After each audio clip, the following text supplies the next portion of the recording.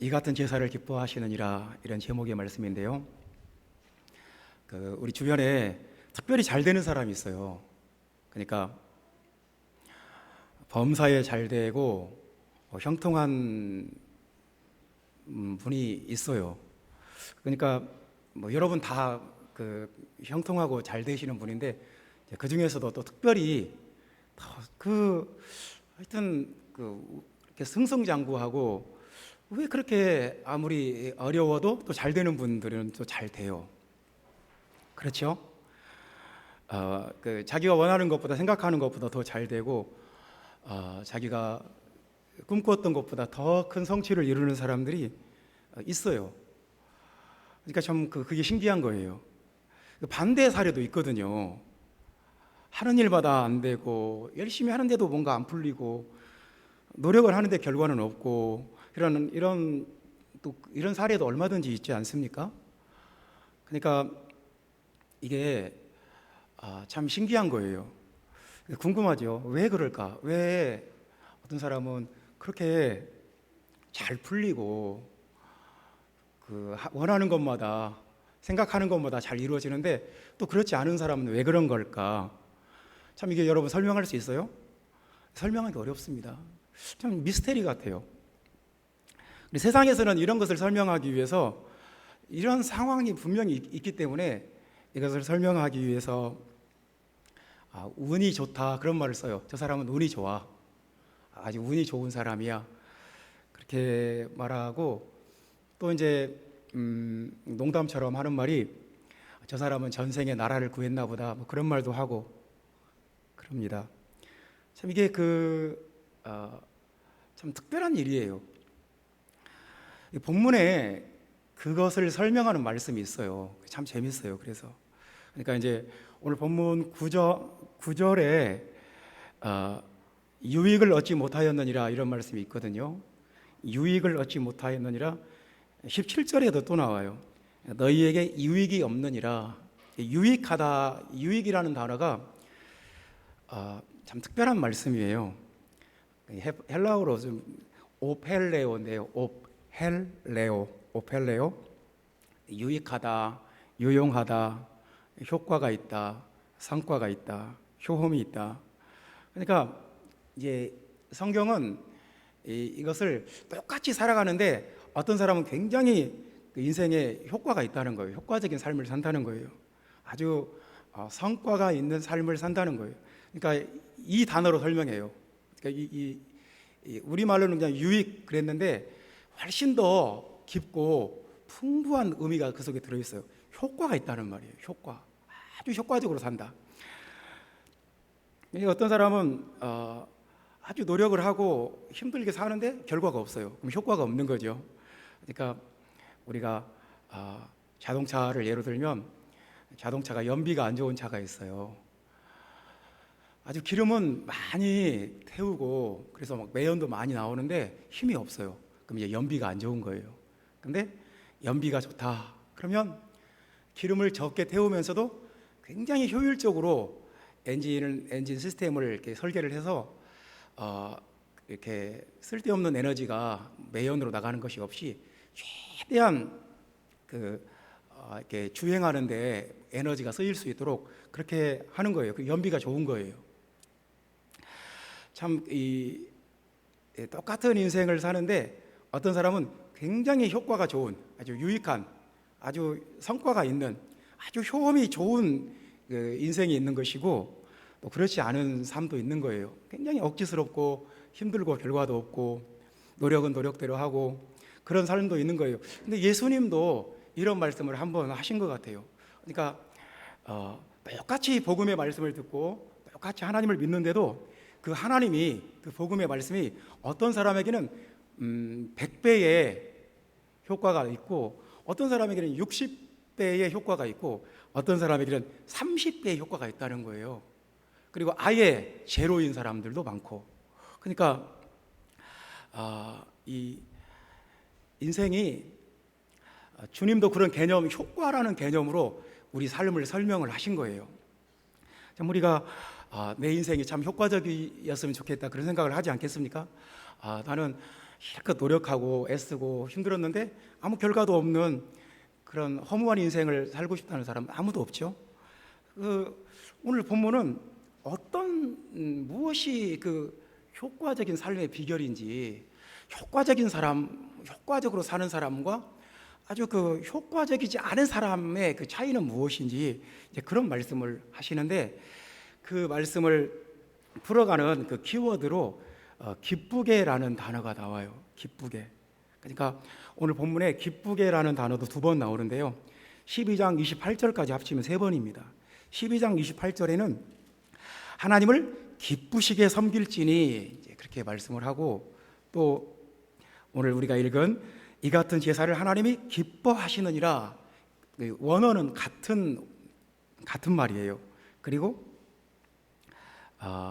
21절 말씀에도 그 앞에 즐거운 것을, 하나님 앞에 즐거운 것, 이것이 하나님을 기쁘게 하는 거예요.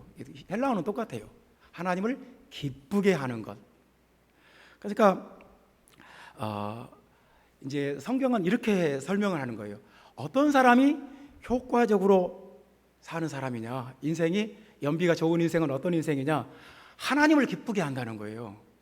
하나님을 기쁘게 하는 사람은 굉장히 효과적으로 살게 된다. 할렐루야. 하나님을 기쁘게 하는 것이 중요하지 않겠습니까? 그러니까 이제 본문은 사람을 2 종류로 나눠버려요. 하나님을 기쁘게 하는 사람과 자기를 기쁘게 하는 사람, 2 종류로 나눠요. 그래서 이제 자기를 기쁘게 하는 것이 목적인 사람은 결과적으로 4절 말씀에 보면 이런 말씀이 있어요. 음행하는 자들, 간음하는 자들을 하나님이 심판하시리라. 그러니까 이런 거예요. 자기를 기쁘게 하는 것이 목적이 되면 이제 음행하고 바람피고 간음하고 이렇게 살게 된다는 거죠. 이제 그런 삶은 하나님이 심판하기 때문에 축복도 없고 결코 인생에 좋은 결과가 없다는 거예요.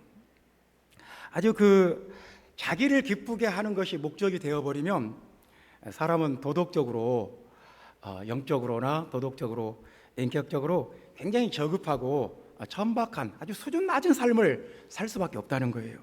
그래서 이제 하나님을 기쁘게 하는 것은 이제 하나님을 기쁘게 하는 것과 관련된 단어는 9절 말씀에 아름답고 이런 말이 있어요. 아름답고. 마음은 은혜로서 굳게 함이 아름답고, 아름답고는 굉장히 좋은 말인데요. 칼로스예요.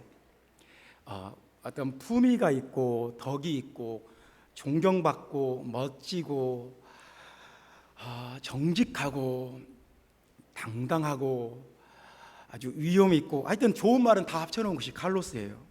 우리 본문에 우리 한글 성경은 그냥 아름답고로 번역했지만 굉장히 풍부한 뜻이 들어있어요. 하나님을 기쁘게 하는 사람의 삶은 첫 번째 아름답다.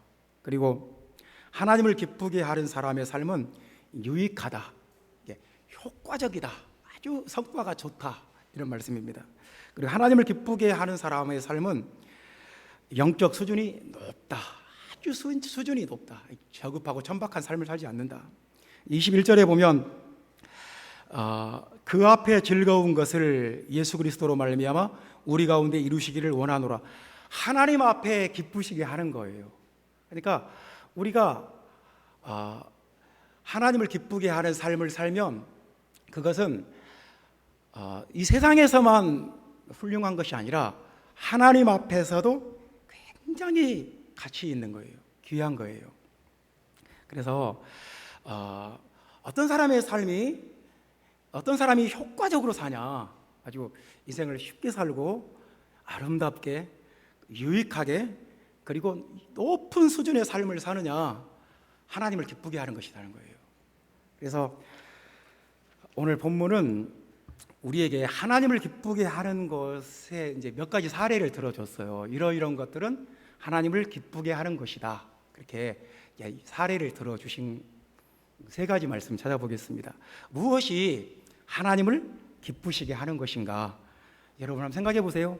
우리가 어떻게 하면 하나님이 참 기뻐하실까요? 어떻게 하면 아주 수준 높은 삶을 살 수 있을까요? 첫 번째 말씀입니다. 1절 말씀 다 같이 읽어봅시다. 1절 말씀, 형제 사랑하기를 계속하고 그랬습니다. 형제 사랑하기를 계속하고. 이제 첫 번째로 나온 말씀이 형제를 사랑한다 하는 말입니다. 그러니까 형제를 사랑하면 하나님이 굉장히 기뻐하신다, 그런 말씀이죠. 저도 그래요. 우리 아이들이 서로 미워하고 서로 싸우면 굉장히 괴로워요. 막 부모 되었다는 게 굉장히 고통스러워요. 근데 아이들이 서로 우애하고 서로 사이좋게 지내면 굉장히 기분이 좋아요. 그때 행복해요. 그러니까 뭐 아이들이 나한테 선물 주고 뭐 용돈 주고 그런 것이 중요한 게 아니라, 그것도 중요해요. 근데 더 중요한 것은 자기들끼리 사이좋게 지낼 때 제일 행복해요.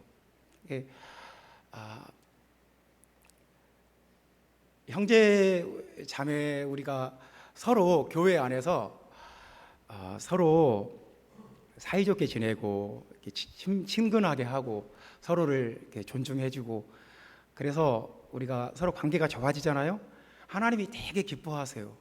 하나님이 그럴 때 기뻐하세요.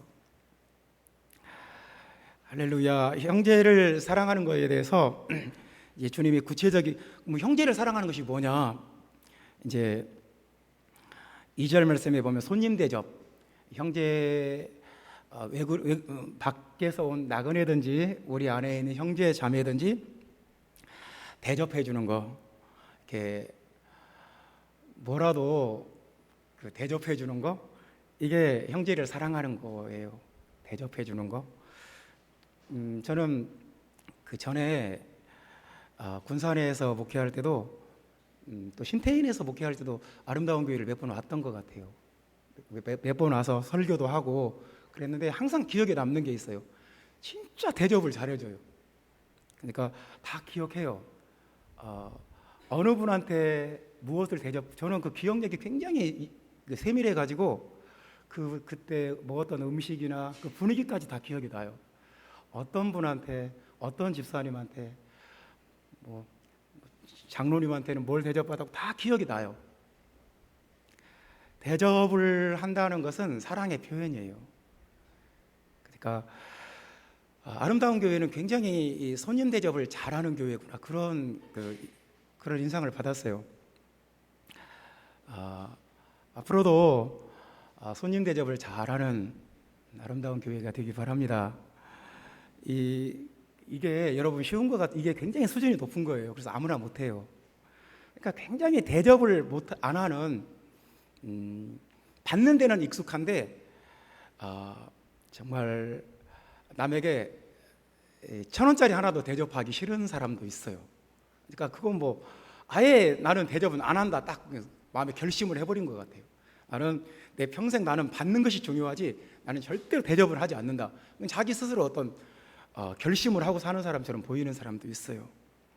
근데 손님을 대접하는 거, 형제자매를 대접하는 거, 이게 굉장히 수준이 높은 것이고 또 이렇게 하나님이 기뻐하시는 것이고, 이렇게 하면 자기에게 유익해요. 굉장히 유익해요. 왜냐하면 유익하다는 말은 효과가 있다는 말이에요. 그게 자신의 미래를 위해서 뭔가를 쌓아두는 거예요. 그것이 결국은 남에게 대접하고 남을 기분 좋게 해주는 게 결국은 자기에게 축복으로 돌아와요. 자기에게 좋은 결과로 하나님이 그것을 차곡차곡 쌓아놨다가 한 번에 갚아버려요. 네가 이렇게 했지, 네가 그때 누구에게 이렇게 대접했지, 하나님이 갚아버려요. 되게 아름다운 거예요. 대접을 잘하는 사람은 존경받아요. 굉장히 품위 있게 사는 거예요. 인색하고 대접하기 싫어하고 이렇게 되면 이제 그게 어떻게 품위가 있겠어요? 이제 사람들이 말은 안 하지만 속으로 다 안 좋게 생각하겠죠. 16절 말씀에는 선을 행함과 나누어 주기, 그러니까 선을 행하고 남에게 나누어 주는 거, 이런 것들이 굉장히 형제를 사랑하는 어떤 표현이에요. 형제를 사랑하는 사람들의 구체적인 모습이에요. 그래서 나누어진다는 것은 자기만 생각하지 않는다는 거예요. 자기 욕심만 채우지 않고 다른 사람의 필요를 채워주는 거, 이게 얼마나 사람이 이기적으로 살 수 있고 자기 탐욕을 채우며 살 수도 있지만 그렇게 하지 않는다는 것이 얼마나 훌륭한 것입니까? 얼마나 아름답고 얼마나 유익하고 얼마나 수준이 높은 것입니까? 아름다운 교회가 돈에 구애받지 않는 교회예요. 뭘 할 때 돈이 없어서 쩔쩔매고 막 이런 교회가 아닌 거예요. 지출이 없는 교회도 아닌데 항상 수입이 더 많아요. 왜 그럴까? 왜 아름다운 교회는 돈에 구애받지 않을까? 제가 생각할 때는 해외에나 국내에나 수많은 선교원금을 보내요. 많이 해요.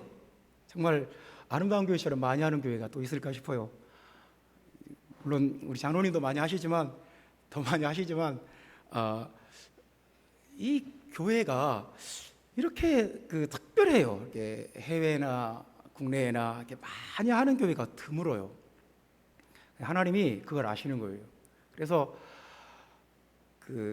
돈이 없어서 뭐 어려움 당하거나 뭐 쩔쩔매거나 돈이 없어서 뭘 하고 싶은 걸 못 하거나 그런 일이 없어요. 참 이렇게 나눈다는 거 형제 사랑입니다.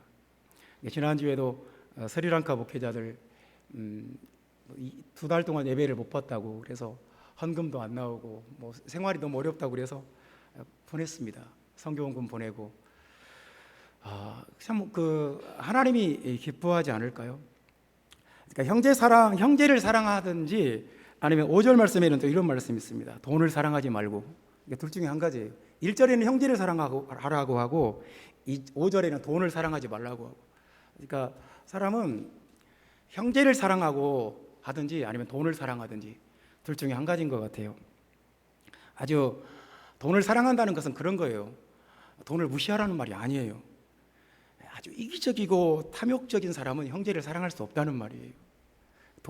이기적이고 탐욕적인 사람은 눈에 돈밖에 안 보이는 거예요. 그래서 그 교회의 수준은 그 교회가 하나님을 기쁘게 하는지 아닌지 말이 아니라 그 행동을 통해서 알 수가 있습니다. 손님을 대접할 줄 안다. 손님을 잘 대접한다. 형제자매에게 친절하게 하고 잘 대접한다. 형제를 사랑하는 것입니다. 그리고 하나님을 기쁘시게 하는 거고요. 남의 또 2절 말씀에 이런 말씀도 있습니다. 3절 말씀이네요. 너희도 함께 갇힌 것 같이 갇힌 자를 생각하고. 이 말씀은 그 사람의 역지사지하라는 거예요. 그 사람의 입장에도 한번 서보라는 거예요. 다른 사람의 어려움에 공감하는 마음, 이런 마음도 형제 사랑이에요. 그런 생각을 하는 것 자체가 형제 사랑이에요. 그리고 어려움 당하는 형제 자매들에게 나누고 돕고 하는 거, 이런 게 하나님을 기쁘시게 하는 것이고 유익한 것이고 아름다운 것이고 또 수준이 높은 것이고. 할렐루야. 여러분 안에 아름다운 교회가 계속 이 방향으로 가기를 예수님의 이름으로 축원합니다. 두 번째 말씀입니다. 17절 말씀 다 같이 읽어봅시다. 너희를 인도하는 자들에게 순종하고 복종하라. 그들은 너희 영혼을 위하여 경성하기를 자신들이 청산할 자인 것 같이 하느니라. 그들로 하여금 즐거움으로 이것을 하게 하고 근심으로 하게 하지 말라. 그렇지 않으면 너희에게 유익이 없느니라. 아멘. 본문은 이제 참 중요한 말씀이 나왔어요. 너희를 인도하는 자들이 3번 나와요. 그러니까 7절에도 하나님의 말씀을 너희에게 일러주고 너희를 인도하던 자들을 생각하며, 인도하던 자들. 그리고 금방 읽은 말씀에도 너희를 인도하는 자들 그렇게 나오고, 또 24절 말씀에 너희를 인도하는 자들과 이렇게 나옵니다. 인도하는 자들. 그러니까 어떤 단어가 3번 반복됐다는 것은 굉장히 중요하게 거기에 어떤 의미를 부여하고 있다는 거예요. 성경이 이렇게 강조하는 말씀이니까 여러분과 함께 이 말씀 나눠보겠습니다. 너희를 인도하는 자들에게 순종하고 복종하라. 이제 너희를 인도하는 자들은 이제 목회자고 교회 리더가 되겠습니다. 성경에 목회자는 굉장히 중요해요. 그래서 목회자의 중요하기 때문에 이런 그 목회자의 자질에 대해서 많이 나와요. 이러이런 사람은 아예 목회자가 될 생각도 하지 마라. 뭐 술 마시는 사람, 구타하는 사람, 자기 가정을 세우지 못하는 사람, 아내를 때리는 사람, 이런 사람은 아예 목회자가 될 엄두도 생각도 하지 말고, 그런 사람은 자기가 되려고 해도 세우지도 말아라. 그러니까 목회자는 아무나 하지 말라는 거예요. 어떤 성경에 목회자의 자질에 대해서 굉장히 신중에 신중을 거듭하면서 이런 사람은 절대로 목회자가 되면 안 된다, 그런 말씀이 많이 나와요. 특별히 이제 디모데전서 3장에 보면 그런 말씀이 한 장 전체에 목회자의 영적 자질, 인격적 자질 다 그 리스트가 쫙 나오지 않습니까? 많이 언급해요. 근데 그 본문의 특이점은 뭐냐면 이제 성경에 목회자에게 이렇게 하라는 말씀은 좀 드물어요. 목회자는 이런 사람이어야 된다는 것은 많이 나오는데 목회자에게 이렇게 대우해라라는 말씀은 참 드물어요. 그래서 저는 이 말씀이 참 감사해요. 좋은 것 같아요. 하나님이 목회자에게는 이렇게 목회자에게 이렇게 해라, 이런 말씀도 있다는 것은 참 좋은 것 같아요. 이제 목회자는 7절 말씀에 보면 하나님의 말씀을 일러주는 사람이에요. 그러니까 그 무슨 말이냐면 성경을 가르치는 사람이에요. 다시 말해서 복음을 가르치는 사람이에요. 그러니까 목회자는 굉장히 중요한 일을 하는 사람인 거죠. 근데 목회자가 하나님 말씀을, 복음을 가르치지 않으면 성도들은 절대로 하나님 말씀을 알 수가 없어요. 목회자가 하나님 말씀에 대해서 눈이 가려져 버리고 관심도 없고 전하지 않으면 교회 전체가 오래되지 않아서 다 가려져요. 그러니까 목회자가 하는 일이 얼마나 중요한 일입니까? 이렇게 중요한 일, 어떤 교회에 진리의 기둥을 세우고 교회에 보이지 않는 교회를 하나님 말씀으로 반드시 세워가는 굉장히 중요한 일을 목회자가 담당을 해요.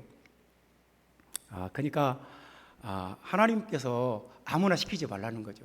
아무나 하려고 하지도 말고 또 시키지도 말고 세우지도 말고 그렇게 이제 말씀하시는 겁니다. 그리고 이제 목회자는 9절 말씀 읽어봅시다. 9절 말씀 보면 여러 가지 다른 교훈에 끌리지 말라. 이제 그 교회 주변에 수없이 많은 그 다른 교훈들이 있어요. 그러니까 초대교회 때도 그랬고 지금도 마찬가지예요. 지금도 유튜브에 들어가 보면 별 희한한 해괴망측한 이 교리들과 가르침들이 그냥 널려다녀요. 이 성도들이 유튜브에서 그런 희한한 가르침, 이상한 가르침, 뭐 시한부 종말론이나 뭐 이상한 어떤 종말론에 관련된 특이한 것들을 듣고 와서 그것을 막 이제 거기에 설득이 돼가지고 거기에 막 감동이 돼가지고 그러면 그것을 판단하고 바르게 다른 교훈에 끌리지 않게 바른 신앙과 진리 가운데로 이끌어갈 그 책임이, 그 역할이 목회자의 책임이고 목회자의 역할이에요. 그래서 목회자가 얼마나 중요한지 몰라요. 그래서 목회자에게는 그렇게 중요한 일을 하기 때문에 목회자에게는 어떤 그 권위가 필요해요. 17절 말씀에 보면 목회자는 영혼을 위해서 경성한다 그랬어요. 그러니까 경성한다는 말은 무슨 말이냐면 깨어있다는 말인데요. 이제 어떤 목자가 주인집 양을, 자기 양이 아니에요, 주인집 양을 이제 돌보는 거예요. 근데 이 양이 이제 밤에 양이 다 이제 우리에 들어가서 잠을 자요. 근데 혹시라도 밖에서 이리가 들어올까, 늑대가 올까, 이렇게 목자가 밤에도 잠을 못 자는 거예요. 깨어 있어야 돼요. 눈 부릅뜨고 늑대가 와서 양을 물어가면 안 되니까. 그러니까 이제 그런 말씀이에요. 경성한다는 말이 밤에 깨어 있다는 말이에요. 그러니까 목회자는 성도들의 영적인 안녕과 영적인 그 어떤 문제가 있을까, 혹시라도 성도들이 복음의 신앙에서 위험을 겪을까, 어떤 유혹이 있을까, 어떤 이상한 가르침에 설득당할까 깨어 있어야 돼요. 그러니까 목회자가 굉장히 중요하죠. 그리고 중요한 책임과 역할을 맡았어요. 그러니까 이 교회의 수준은 그 교회가 목회자를 어떤 식으로 대하느냐 거기에서 있어요. 그러니까 그 교회에서 목회자의 포지션에 따라서 그 교회가 굉장히 수준이 높은 교회가 될 수도 있고 아닐 수도 있는 거예요. 예를 들어 봅시다. 어떤 병원이 있다고 해요. 병원이 있는데 의사가 이제 병원에 있어요. 근데 뭐 병원에 여러 직원들이 있는 거죠. 뭐 간호사도 있고 또 원무과 직원들도 있고. 근데 이 의사가 막 환자나 아니면 원무과 직원들이나 이런 사람에게 막 휘둘려요. 막 그 사람들이 막 이래라 저래라 하고 막 그러니까 치료에 대해서 어떤 의료에 대해서는 의사가 최종적인 권위를 가져야 돼요. 근데 그렇지 않고 환자에게 막 휘둘린다거나 직원들에게 막 휘둘린다거나 이렇게 하라고 저렇게 하라고. 만약에 그런 병원이 있다면 여러분 그 병원이 정상입니까? 여러분 그런 병원에 가겠어요? 아니 막 의사는 그냥 이렇게 가만히 있고 다른 직원들이 막 와서 막 이렇게 수술한다고 하고 막 뭐 처방한다고 하고 막 어떤 의료 행위를 막 해버린다. 얼마나 위험한 병원이고 얼마나 이상한 병원이에요.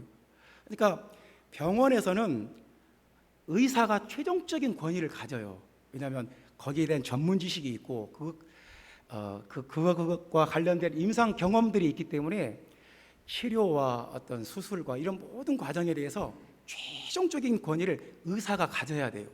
그래야 그게 정상이에요. 교회도 마찬가지예요. 하나님이 교회에 목회자를 세웠잖아요. 그러니까 그것은 어떤 신학적인 관점이나 어떤 복음의 문제에 대해서 목회자에게 하나님이 최종적인 권위를 주신 거예요. 그래서 막 목회자가 막 교인들 눈치를 보고 막 휘둘리고 그렇게 되면 교회가 굉장히 수준이 낮아져 버려요. 여러분이 손해예요. 그러면 그러니까 저를 위해서 지금 이 말을 하는 게 아니고요. 우리 교회 전체를 위해서 어떤 것이 그러니까 뭐 다른 면에 대해서는 목회자에게 순종하고 복종할 필요가 없어요. 근데 복음에 대해서 신학에 대해서 어떤 말씀에 대해서 예배에 대해서는 목회자가 최종적인 권위를 갖는 게 그게 수준이 높은 거예요. 그게 정상적인 거예요. 그래서 이제 제가 어떤 교회를 알고 있는데 그 교회는 좋은 사례가 아니기 때문에 교회가 없어졌어요. 오순절 교회였는데 이 교회는 그러니까 목회자가 아무 권위가 없어요. 그래서 교인들끼리 집사님들끼리 모여서 회의를 해요. 이제 우리도 그냥 예배 시간에 사도신경도 하고 다른 교회 하는 거 다 하자. 그렇게 결정을 내렸어요. 목회자에게 통보를 한 거예요. 우리는 앞으로 이렇게 하기를 원한다고. 그러면 목사님은 따라야 되는 거예요. 왜냐하면 안 따르면 당신 마음에 안 들어. 다른 사람 우리 세울 테니까 우리 교회에서 나가. 이러면 끝이니까. 아니 이 목회자가 이제 자기 생업이 거기에 달려 있다고 생각하고 따랐어요. 그래서 교회에서 이제 그 다음 주부터 사도신경을 외우기 시작한 거예요. 그런 교회는 교회가 아니에요. 하나님의 교회가 아니에요. 그러니까 성경이 너희를 인도하는 자들에게 순종하고 복종하라 이런 말씀을 하는 것은 교회 전체의 유익을 위한 거예요. 교회에 그렇게 할 때 교회 수준이 올라가요. 교회에서 목회자가 생활비 받는 어떤 근로자 취급을 받고 그러면 그게 교회 전체 영적인 수준이 아주 다운되어 버려요. 그래서 하나님께서 무엇을 기뻐하시냐? 그러니까 이제 우리에게 무엇이 유익하냐? 어떻게 할 때 우리 삶이 굉장히 효과적이고 유익한 삶이 되느냐? 하나님께서 교회에 어떤 리더를 세우셨을 때, 목회자를 세우셨을 때 순종하고 복종하라는 거예요. 이 말씀을 설교 시간에 어떻게 하나? 얼굴이 굉장히 붉어질 것 같다. 준비하면서도 굉장히 이 말씀을 어떻게 피해갈 수 없나 생각도 했어요. 근데 성경에 있으니까, 하나님 말씀이니까 같이 나눠봅시다. 이제 항상 우리는 무엇이 하나님을 기쁘시게 하는 건지, 결과적으로 무엇이 나에게 유익하고 수준이 높은 것인지를 생각을 해야 돼요. 어떻게 하는 것이 교회에 더 유익하고 우리가 하나님 앞에 100배의 결실을 맺는 삶을 살게 되는 것인지를 생각을 해야 됩니다. 여러분이 그렇지 않다는 게 아니고요, 잘하고 있지만 우리가 그 방향으로 가야 된다는 말씀이에요. 세 번째 말씀입니다. 하나님을 기쁘시게 하는 것. 이제 세 번째는 찬송의 제사입니다. 15절 말씀 다 같이 읽어봅시다. 15절 말씀. 그러므로 우리는 예수로 말미암아 항상 찬송의 제사를 하나님께 드리자. 이는 그 이름을 증언하는 입술의 열매니라. 아멘. 이제 하나님께 찬송의 제사를 드린다. 이제 구약 때는 하나님께 제사를 드리는 게 가장 중요했어요. 우리는 지금 이제 예배가 중요하잖아요. 구약 때는 하나님께 제사 드리는 것이 생명같이 중요한 거였어요. 그러니까 이스라엘 백성들이 바벨론의 포로로 끌려갔을 때 가장 괴로운 것이 하나님께 더 이상 제사를 드릴 수 없다는 거였어요. 뭐 바벨론에 가서도 성경 읽을 수 있고 바벨론에 가서도 찬양도 할 수 있는데 제사를 못 드려요. 그러니까 너무너무 괴로운 거예요. 이방 민족에게 짓밟힐 때 가장 괴로운 것이 성전 제사를 끊어버리고 성전에 막 돼지피를 뿌려버리고 막 성전을 막 더럽히고 이런 것이 유대인들에게는 가장 큰 고통이었어요. 그러니까 하나님께 제사를 드리고 어떤 재물을 가지고 하나님께 나아간다는 것은 구약에서 가장 중요한 것 중에 하나예요. 정말 정말 중요해요. 생명같이 중요한 거예요. 근데 지금 우리에게는 이제 우리가 교회 올 때 동물들을 뭐 소나 양이나 염소를 가지고 오지는 않잖아요. 대신에 찬송의 제물을 드리는 거예요. 찬송을 할 때마다 하나님께 제물을 드리고 하나님께 제사를 드리고 하나님의 성소에 들어가는 거예요. 그러니까 우리가 하나님 앞에 나와서 찬송을 한다는 것이 얼마나 중요한 것인지 우리가 생각하는 것보다 훨씬 더 중요해요. 우리 형제 자매들이 한 자리에 모여서 하나님을 찬양하고 하나님을 높인다는 것, 정말 이것보다 세상에 중요한 일이 없어요. 그러니까 찬양의 은혜를 받지 않으면 그날 예배는 어떻게 표현을 해야 될까요? 실패했다고 해야 될까요? 그러니까 무조건 찬양이 중요해요. 찬양의 제물을 드려서 하나님께 나아가야 돼요. 그래야 말씀도 들리고 그 다음 성령도 받고 그 다음 하나님의 임재가 있어요. 그래서 형제자매 여러분, 찬송은 구약 시대에 이스라엘 백성들이 하나님께 제물을 드렸던 것과 똑같습니다. 우리가 찬송을 하나님께 할 때마다 하나님께 제물을 바치는 거예요. 그래서 찬양이 참 중요해요. 찬송은 그 이름을 증언한다. 예수의 이름을 증언해요. 예수의 이름을 높이고 예수님의 그 왕되심을 선포하고 예수님의 죽으심과 부활하심으로 우리가 죄 사함 받고 우리가 거듭난 것을 다시 한번 확인하고 예수님이 하나님이신 것을, 주님이신 것을, 왕이신 것을 고백하고 선포하고 주님의 이름을 높여요. 그래서 그 교회가 찬양이 뜨겁고 찬양이 능력이 있으면 다 좋아요. 찬양이 안 좋아 버리면 다 안 좋아요. 찬양이 더 좋으면 다 좋은 거예요. 그래서 형제자매 여러분, 우리가 하나님께 모여서 찬양하는 거 얼마나 귀한 것인지 아시기 바랍니다. 찬양을 우리가 굉장히 귀하게 생각하고 저는 어렸을 때 이 교회가 몇 번 교회를 옮겼어요. 그러니까 아주 그 상가 2층에 있던 교회에서 그리고 이제 땅을 사서 이제 조그맣게 지은 교회에서 그리고 이제 더 크게 지은 교회에서 지금은 이제 굉장히 크게 옮겨갔는데요. 저 어렸을 때 느낌이 그래요.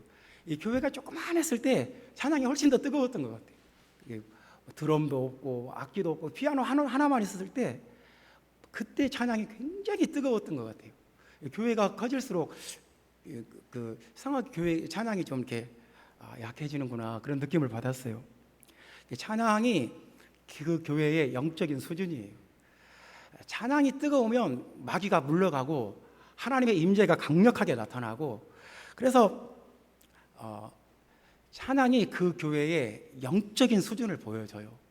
찬양이 영광스러우면 그 교회는 영광스러운 교회가 돼요. 찬양이 뜨거우면 그 교회는 뜨거운 교회예요. 아주 유익하고, 찬양은 굉장히 유익해요. 효과적이에요. 우리 마음을 뜨겁게 해주고 하나님의 임재 속에 들어가게 만들고, 또 마귀를 물리치는 능력이 있고, 찬양처럼 유익한 것이 없어요. 우리가 찬양을 힘쓰고 찬양을 귀하게 생각하는 그런 하나님의 백성들이 되어야 되겠습니다. 찬양은 입술의 열매라고 말씀합니다. 입술의 열매. 그러니까 열매라는 것은 최종적인 결과물이에요. 저희 장인어른이 이제 퇴직하면서, 은퇴하면서 시골에 땅을 사고 시골집을 샀어요. 그 시골집을 싹 허물고 거기에 이제 집을 하나 지었어요. 근데 그 집에 감나무가 2그루 있었어요. 굉장히 오래된 집이라서 감나무가 굉장히 컸어요. 2개 다 컸는데, 이상하게 한 그루는 감나무가 홍시를 따서 먹으면 정말 깜짝 놀라게 달아요. 세상에 과일이 이렇게 달 수가 있나 싶을 정도로 깜짝 놀랄 만큼 달아요. 근데 하나는 아주 정말 무슨 감이 무슨 밀가루 반죽처럼 맛이 없어요. 그래서 참 희한하죠. 똑같은 마당에 있는 나무인데 한 그루는 감이 무지무지 달아요. 그래서 제가 나무에 올라가서 항상 감 따서 우리 다윗이랑 먹이고 그랬던 것 같아요. 근데 한 그루는 너무너무 맛이 없어요. 그러니까 항상 그 감나무는 잘라요. 가지를 막 쳐버려요. 이웃에 피해주니까. 열매가 중요해요. 나무가 얼마나 오래됐나, 얼마나 크냐, 그게 중요한 게 아니라 그 열매가 중요한 거예요. 찬양은 입술의 열매예요. 우리 신앙의 고백이고 우리 믿음의 열매예요. 그래서 그 사람이 하나님께 어떤 찬양을 하느냐에 따라서 그 사람의 신앙이 거기서 평가가 되는 거예요. 하나님께서는 그걸 보시는 거예요. 이 사람의 찬양이 열매예요. 하나님이 기뻐하시는 열매예요. 우리의 신앙의 최종적인 열매예요. 찬양을 보면 그 사람의 신앙과 성령 충만 여부와 하나님을 향한 그 갈망과 갈급함과 간절함과 뜨거운지 아닌지가 다 나타나요. 사람이 억지로 뜨거워질 수가 없거든요. 형제자매 여러분, 찬양은 그 교회의 영적인 수준을, 하나님 앞에서 어떤 교회인지, 하나님을 기쁘시게 하는지 아닌지가 드러나게 해줍니다. 형제자매 여러분, 하나님을 기쁘시게 하는 것이 우리에게 있으면 우리 삶은 굉장히 아름답고 유익하고 수준이 낮아요. 근데 하나님을 기쁘시게 하는 것에 관심도 없고 오로지 나를 기쁘게 하는 것이 내만 이렇게 산다, 그러면 그 반대의 삶이 되는 거예요. 굉장히 저급하고 천박한 삶이 되어버려요. 굉장히 영적이지 않고 육신적인 삶이 되어버리는 거예요. 하나님을 기쁘시게 하는 그런 삶이 아름다운 교회 안에 충만하기를 예수님의 이름으로 축원합니다. 아멘. 기도하겠습니다. 주 예수님,